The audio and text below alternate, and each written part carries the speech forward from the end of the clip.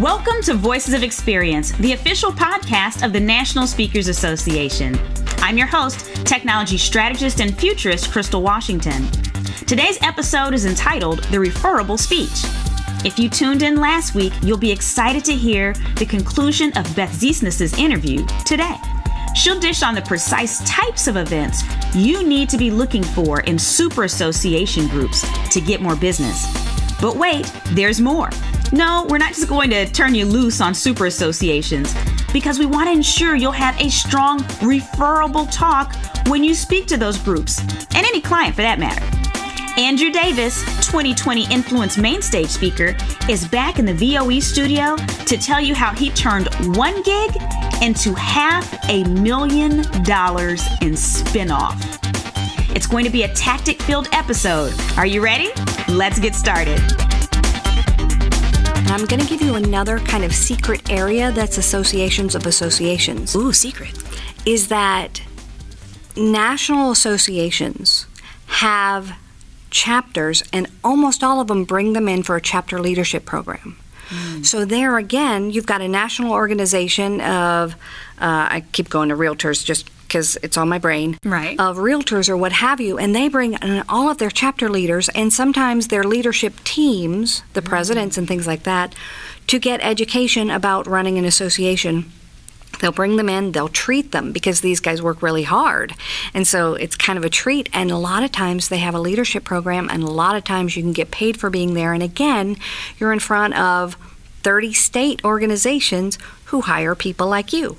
Wow, so it sounds to me like this is actually some of the most important speaking engagements you can do, because the ability to have spin-off from it is next level from many of the corporate gigs that some of the other members of NSA might be currently getting. Yeah, I consider sometimes I talk about a one-off where I've kind of drilled down so far that I'm going to get some spin-off maybe, because remember, committees put together association panels. So a lot of times you have leaders and committees who are in the audience, but I call it a one-off, meaning I'm really not going to spend very much off of this, because it's, if you draw back, I got it from this and I got it from that, and then I end up speaking for the state and kind of ending there. Do we have time for one more thing to talk about Meeting Planners International? We always have time to talk about meeting planners. So here's the thing. You've got two schools of thought here. You've got people who come in and say, I'm going to get in the MPI, and there are going to be 50 meeting planners in the room. They're all going to hire me. I'm never going to be hungry again. And you're like, that's not the case. Meeting planners are not necessarily the final decision makers. What? I know. They manage the programs, and sometimes they source the education, but a lot of times they're just carrying out and putting together the entire show, which is very complicated. And so when you go to an MPI, you get more MPIs, and they pay not very much. They will pay, but not very much, and they want you to not charge them. Right. Because, and they will say, oh, you're going to be in front of everybody. Well, I'm always in front of everybody. Right. And that doesn't get me money. But the cumulative effect of doing a lot of MPIs is that they've seen you, and they've seen you, and they've seen you, and then they're like, you know what? I think it's time for me to talk up the chain and talk parallel to the chain and bring her in. Okay. So I found the cumulative effect works, but a one-off MPI, a one-off association management or association of associations, that will get you gigs, but a one-off MPI will not get you gigs. That's great information to know. Beth, thank you so much for sharing all of your information, insights, and wisdom about super associations. Well, thank you again. We look forward to having you in the future. You may be ready to start prospecting super associations, but hold your horses for 1 minute. Our next guest will share how you can ensure your talk is referable. On this segment of Voices of Experience, we have Andrew Davis. Now, from one gig that Andrew did 7 years ago, he has generated over $500,000 in revenue due to referrals. In addition to that, 93% of the gigs that he won last year were from referrals. So who better is there to speak to us about the referable speech? Thanks so much for joining us, Andrew. Thanks for having me, Crystal. This is fun. $500,000 from one talk. What did you throw money at the audience? No. I spent a lot of time trying to get to like a speech that was that referable, if that makes any sense. Like the goal for me is always, can I actually tell if my speech is referable? So I don't care what the audience says. I don't care if the event organizer loved the session. I mean, I do, if you're listening, event organizers. I don't really care what the audience feedback forms say. The only way I gauge the success of a speech is how many people within 72 hours invite me to speak at another event. 72 hours. Okay, so while we're talking numbers here, here's a question, because most of us speakers obviously want referrals. That's one of the best ways to get new business. But how many referrals would you say that we should aim to get from a single talk? Is there a number we should look for? Does it depend on the size of the event? Give us some outline on this, please. Yeah, sure. Well, I've been tracking these numbers since 2013. So, and this is my personal experience. So I don't know, chalk it up to that. But for me, I can tell you that I need 3 referrals from every event. And I actually need to lose about half of those because I'm too expensive to keep my price like in line with what the market will bear. So like my goal is always to get 3 stage side leads, that's what I call them, after every event, and then ensure that when I'm negotiating with each of those stage side leads, that I'm pricing myself appropriately. For example, if I win all 3 of those leads, I know that I priced myself too low given how high my demand is in that specific market. And understanding the market is a key piece of this. Like you need to really understand how your referral tree grows, because I'm sure this has happened to lots of speakers listening, and maybe even to you, Crystal.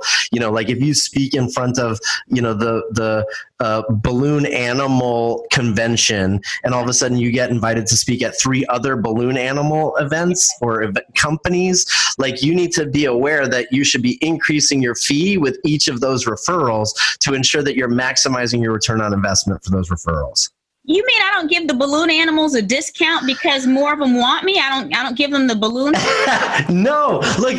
Here's the thing about, especially building a speaker business and understanding how fees work. The speaker business is just like every other economic model in the world. Like demand determines your fee. If no one wants you to come speak, if you're getting 0 inquiries for speaking, then no matter what you think you're worth, the market's telling you you're not worth that. So that means maybe I feel bad about that. If you're listening and you don't have any demand, here's what you need to do. You need to go out right now and speak as often as you can. And the only thing you need is referrals. So if your speech isn't working, you need to revise it. You need to think about the elements that are lacking. Like in my research, I found that you need like a signature bit. You need to be able to deliver it reliably. You need to have create an actual experience for your audience. You need to really understand their fractal, I call it, but their little niche and how exactly you fit in there. These are the things that are really important to event organizers, and these are the things that actually determine your fee. So if you get out there and start getting referrals, that's when you have demand, and now you can start charging something, and then hopefully more and more over time. And just to go back to that first number, Crystal, that $500,000 from 1 gig, use that exact model. I call it the power of compounding gigs. But it was 1 gig that resulted in 3 stage side leads. All 3 of those resulted in more leads. I lost some of those. I won some of those. And you can actually build a little tree from it. You can actually see how the fee keeps increasing. And at the end of it, I did like 36 gigs over the course of, 5 or 6 or 7 years that total up the $500,000. But the first gig I did for $2,500. Wow. Okay, so with that having been said, are there elements, we're all sold. Let me just say that first off, we're all sold, okay? Are there elements we need to include in our speech that will be more likely to trigger spinoff? So are there 1 to 2 things that we need to include in our speeches to trigger more referrals?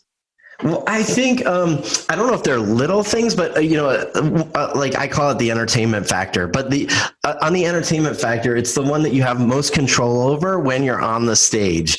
And you definitely need a signature bit. Like a signature bit to me is defined as the one section, 5 or 6 minutes of the speech that people remember and talk about and tell other people about. That's the key to a referral, right? If your whole speech is great, but there's not one thing where they say, oh my gosh, you've got to see her X, Y, and Z, or you've got to hear her X, Y, and Z. The way she tells it is hilarious. Let me try tell it to you. That's the signature bit. And that's what actually helps fuel those referrals. There's another thing I think everybody should try and do. It's to create a physical line after you speak, like a line to talk to you. I know that sounds weird, but you can increase the number of referrals you get if you get like-minded people together in a line where they start talking to each other, because it provides validation. And I've actually stood and, it had a line in front of me, and I've listened as people have said, I didn't even consider, inviting you until the person in front of me was saying, you know what, I'm thinking about having them speak at my company. But now that we're here and we're both from similar companies, I'm like, man, that's a great idea. I didn't even think of it. I was just going to say hi. Like that kind of, physical interaction makes a huge difference. And I'll give you one last one. I think the last one is that you really need to focus on building an experience that isn't just about what you do on stage. You have to remember that you're here in service of the event organizer first, and then the audience when you get there. And I think too many speakers kind of neglect the relationship and the things they can do to be easy to work with.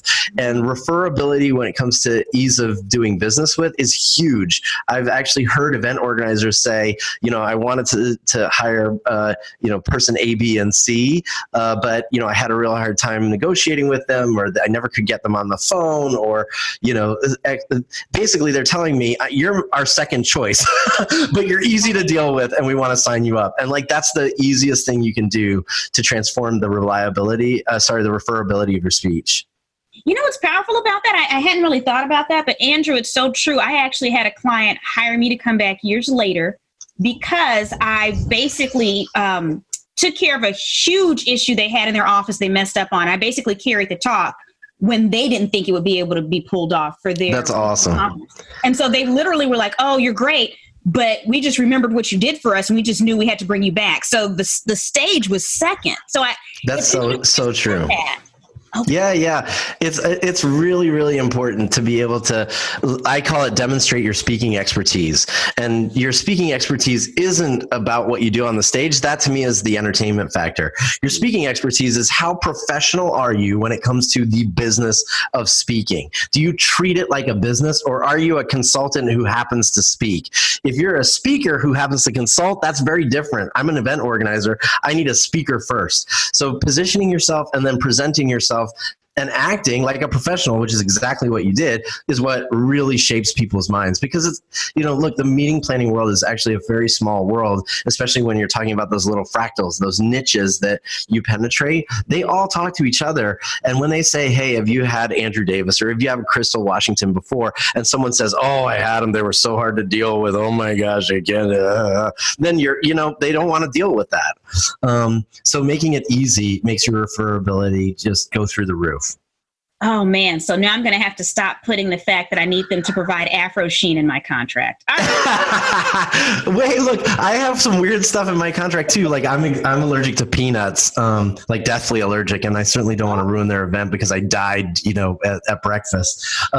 So it's not that you can't be, you can't have specific needs and requests. It's how you handle those requests and how professionally they're delivered and negotiated with the client that make all the difference. They want the best for the audience too. But if you just send along a contract and you're trying to get the sale, and then you're not really that accessible, and you just have a list of demands that's when I think that they have a hard time dealing with it. And the caveat to all of this, if you stop listening already, you're missing the biggest caveat. The caveat to all of this is if you're unbelievably famous, like if you're Ellen DeGeneres or you're Magic Johnson, like you can ask for whatever you want. They're going to do whatever you want. But most of us aren't that famous. I call that worldly fame. We're not that worldly famous. And we have to, be humble and treat every experience we have with any meeting planner as a true opportunity to build a real relationship and help grow both of our businesses. Andrew, I think that we can leave on that note. Meanwhile, I have to run and cancel the nut and fruit basket I was about to send to you. Thank you for joining me on Voices of Experience. Remember, sign up to attend NSA's annual conference, Influence, today to hear more from Andrew. Just go to nsaspeaker.org and click on the events tab. Easy peasy. VOE is brought to you by... Let me ask you something. Are you sick of the ebb and flow of revenue in your business? Are you tired of not having a process you can prioritize every day that guarantees results and scalability? What about all of the technology that's not working for you? SpeakerFlow is the only company geared towards helping speakers achieve predictable revenue by leveraging technology to get organized, get known, and get paid. Whether it's our CRM, consulting, or our mansion retreats, we've got you covered. Stop by speakerflow.com to schedule a free discovery call today.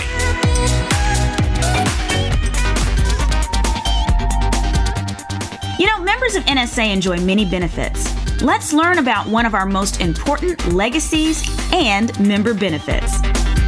Today on Voices of Experience, we have Jim Pancero.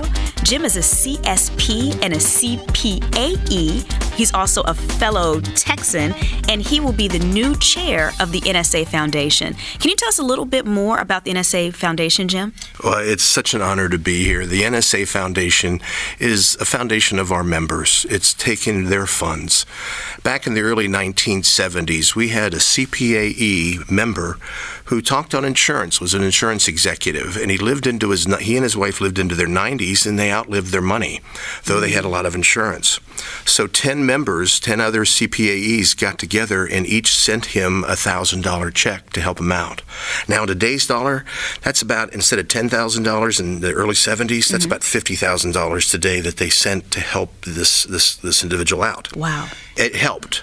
And when he passed away, his wife sent a check back for $10,000. The members decided, instead of taking the money back, let's just sit on it till the next crisis somebody's going to have. And that became the seed of the NSA Foundation. 1980s and 90s, Nito Quabain really stepped up and raised millions of dollars to raise the fund to what it is today. Okay. I am the chair, or I have been the chair for the last 4 years. There'll be a new chair by the time this publishes, of the Professional Speakers Benefit Fund. And the Professional Speakers Benefit Fund is a committee that helps members who are experiencing personal crises outside their home. Each year, our committee, and the committee members serve in secret so that they can't be lobbied in the most fairness of the application of the funds. And we help 12 to 20 people every year. Last year, we distributed $250,000 in funds directly to speakers that were having crises outside their control. Cancers, car wrecks, dealing with some Alzheimer's, dementia issues, just these personal crises of speakers and what they're experiencing.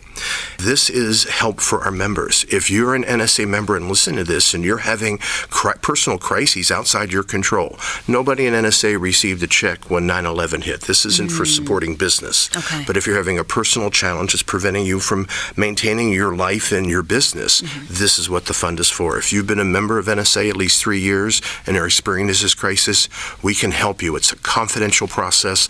Nobody needs to know. We want to help you get back on your feet.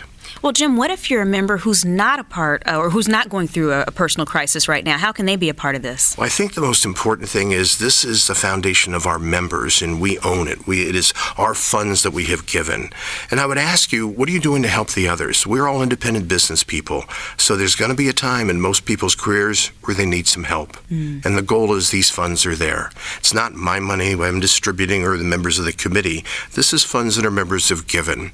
So on one side, we can say, well, we have a foundation of about $4.5 million. We gave away $250,000 to Members Indeed last year. We could talk about how strong a foundation we have. But if we had more, we could do so much more. We help people maybe with $10,000 that are experiencing crises where they can't pay their bills. If we gave them $30,000, it still wouldn't be enough. We ask members, this is the time to step up and help us. We're working to grow the foundation so we can just have more impact for more people that are experiencing crises outside their home, outside their lives. How do we give? One of the ways to give is decide how many subscriptions do you have normally that you pay for $100 or $200 for all the different electronic and websites and stuff we're on. Consider having it as a regular setup to NSA that you give on a regular basis. Some people will donate one speech a year, and the funds from one speech they'll give. Some people, if the customer asks for a discount and it's just a few dollars compared to what they normally give, they'll say, well, I'll do it, but I want the check made out to the foundation. The goal is we're trying to help others in need. We sure would like your help. I'm sure everyone listening would love to be a part of this effort. Is there a way to give on the website itself? On the NSA website, as well as you can just send a check into NSA and say it's to the attention of the foundation. We're also working, and hopefully by the time you hear this, there's even stronger things on the website because we're looking to expand that to make it easier for you to help our fellow members. We need your help. Jim, thank you so much for visiting with us today, and thank you for informing us about the wonderful work that's going on at NSA Foundation. It's an honor to be here. To discover more about the NSA Foundation, visit nsaSpeaker.org/about/NSA-Foundation. Thank you for tuning in to Voices of Experience, the podcast of the National Speakers Association. Catch us on your favorite podcast app, YouTube, and NSA's social media profiles. I'll see you next week when we'll discuss courses and conspicuousness.